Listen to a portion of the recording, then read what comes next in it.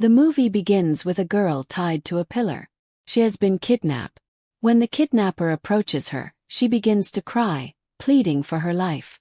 She begs, offering him as much money as he wants. But the kidnapper silences her, saying, "I don't want money. I want your blood and body."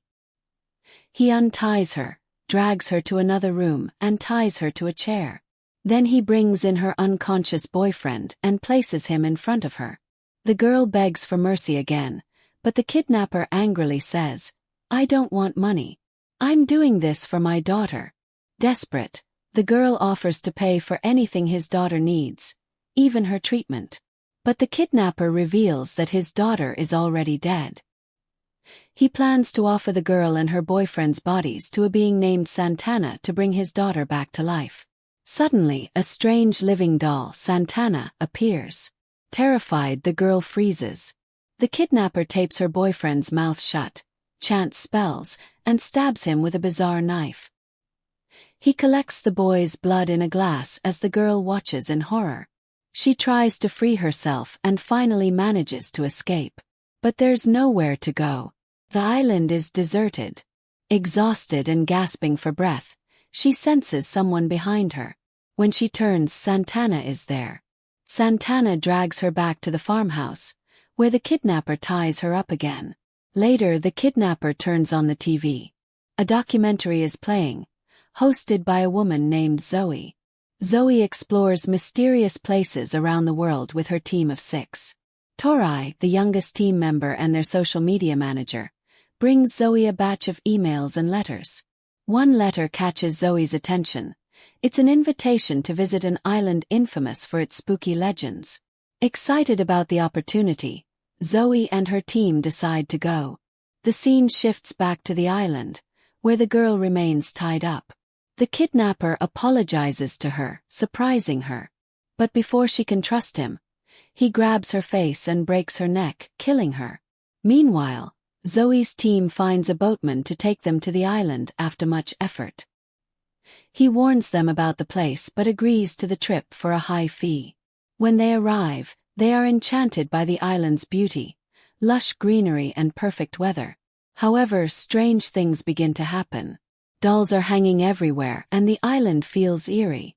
The boatman refuses to go further and points them toward the farmhouse, leaving them to proceed alone. Zoe starts filming her documentary, intrigued by the flying dolls. On his way back, the boatman feels a chilling presence, as though someone is following him. The dolls seem to stare at him, and fear takes hold. Feeling terrified, the boatman begins to run away. Suddenly, the Santana doll, the one he had heard about in chilling stories, appears in front of him. Panicking, he pleads, "Please let me go. I just came here to drop some people. You can kill them but spare me." Santana, however, grabs his neck and kills him. The scene shifts to Zoe, narrating the history of the island. She explains that a man once lived there, devastated by the death of his daughter. Grief overtook his mind, and he began hanging dolls all over the island, believing that his daughter's spirit would inhabit them. He thought this would allow him to see her again and again. Meanwhile, Veronica, a member of Zoe's team, wanders alone on the island. She spots a house nearby and calls out to the team. When they arrive, the house looks completely normal, like any regular home. What surprises them is that the door opens by itself. Thinking this might be the house of Julian, the man who sent them the mysterious invitation, Zoe steps inside, calling his name. "Julian. Julian," she says, but there's no response. The team follows her in, expecting something eerie. Instead, the house feels ordinary, not scary at all. They decide to shoot the next part of their documentary inside. As Zoe begins talking to the cameraman notices something strange. A doll resembling Santana is sitting on the sofa behind her. He stops recording and tells the team, who feel uneasy. Just then, Julian appears, startling everyone. He quickly reassures them, welcoming them warmly. That night, Julian arranges a bonfire and sits with the group, talking about the island. He shares, "Many people used to come here and I thought they came to share my pain. But over time I realized they were just here for fun. So, I stopped allowing anyone on the island. He then tells Zoe, I invited your team here to let the world know my daughter is not dead. The group is shocked by this claim. Julian continues, her soul lives on this island, even if her body is gone. I keep the dolls here to honor her memory, hoping they give her peace. As the night deepens, Julian advises them to take blankets as it gets cold on the island. He offers them shelter in his house, but they politely decline, saying they'll stay in their tents so as not to disturb him while they work. Julian leaves, and the group heads to their tents. One couple decides to spend the night in the basement of a nearby farmhouse. They are still awake when they hear strange laughter outside. At first they think it's Veronica and Tori playing pranks, but suddenly Santana appears. Before they can react, Santana attacks the man, killing him instantly. His wife screams, but Santana quickly finishes her off too. Elsewhere, Veronica and Tori are exploring the island. They see many dolls hanging around, and Tori becomes convinced this is paranormal activity. She believes there's a terrifying story behind it, but Veronica dismisses the idea. Their disagreement turns into an argument, and Veronica storms off, leaving Tori behind. Tori eventually returns to Zoe, who is busy writing the script for the documentary. Feeling cold and without a blanket, Zoe decides to go to Julian's house to ask for one. Accidentally making noise near the house, she wakes Julian, who comes outside. She explains she's there for a blanket. Julian invites her in, offers her a drink, and they begin talking. During their conversation, Tori asks Julian what happened to his daughter. Julian hesitates, lost in thought, and begins. One day my daughters were playing. Tori interrupts in shock. Daughters? You had 2 daughters. Angered by the interruption, Julian slams the table and shouts, leave. I don't want to talk about this anymore. Joey was startled by Julian's sudden anger, but Julian quickly realized his mistake. He apologized to Zoe, explaining that the memories were too painful for him to repeat. He admitted his anger was a way to hide his sadness and apologized sincerely. Zoe, understanding his emotions, reassured him that it was okay.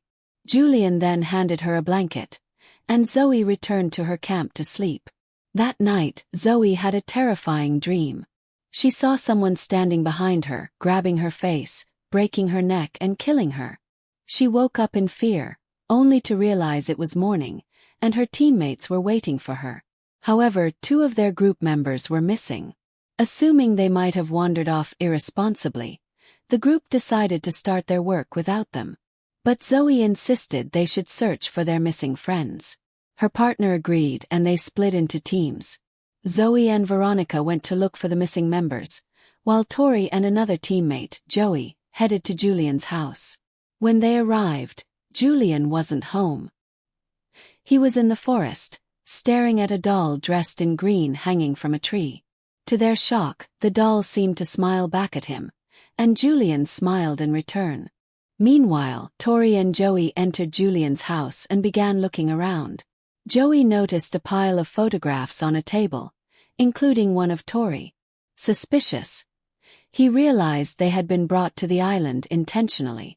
When he confronted Tori, she confessed that she was Julian's daughter. Before he could react, Tori struck him with a heavy object, killing him.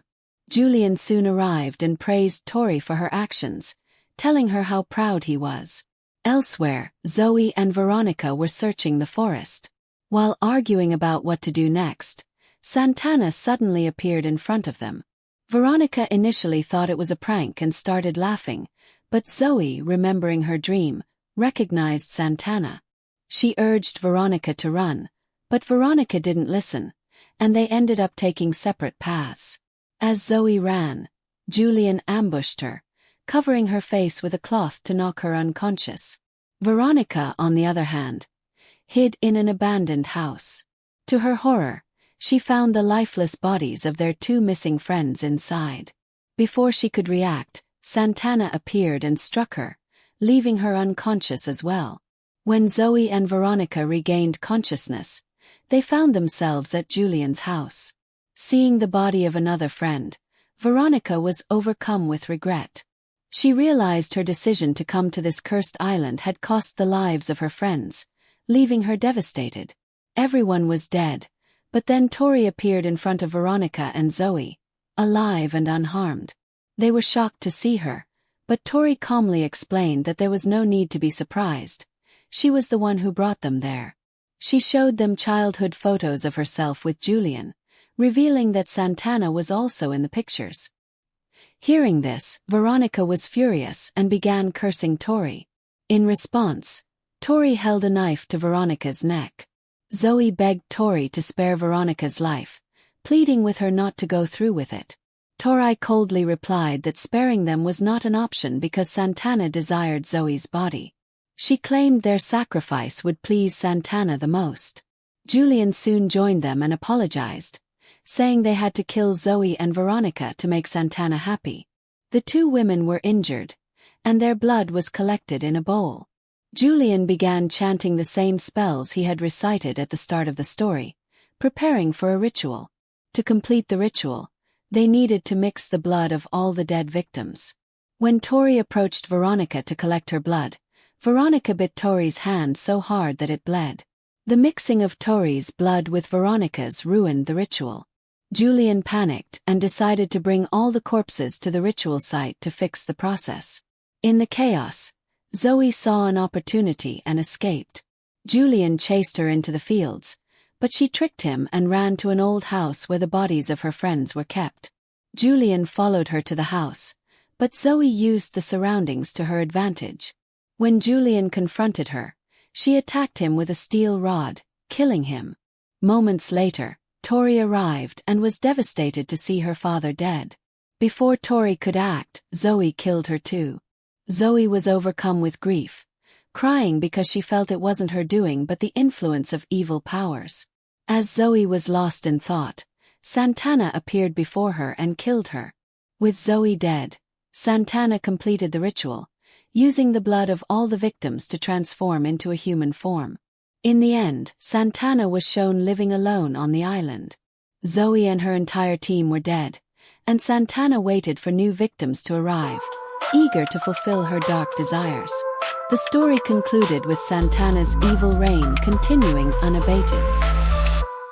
In the heart of the canal where shadows fall lies a cursed place, the island of the dolls.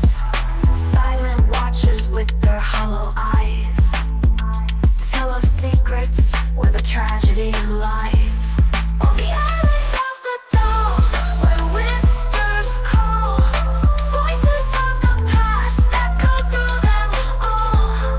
Hanging from the trees, a story unfolds, a haunting mystery, the island of the dolls. Long ago, a girl was swept away. Her spirit lingers, they still say. A man in grief began to collect dolls to honor, protect, and reflect. Oh, the island of the dolls, where whispers call, voices of the past echo through them all. Hanging from the trees, a story unfolds, a haunting mystery, the island of the dolls. Lanterns flicker when start to moan. You'll feel chills even when alone. Every doll holds a piece of the pain, a twisted shrine where ghosts remain. Oh, the island of the dolls, where whispers call, voices of the past echo through them all. Hanging from the trees, a story unfolds, a haunting mystery, the island of the dolls. Oh, the island of the dolls, where whispers call, voices of the past echo through them all.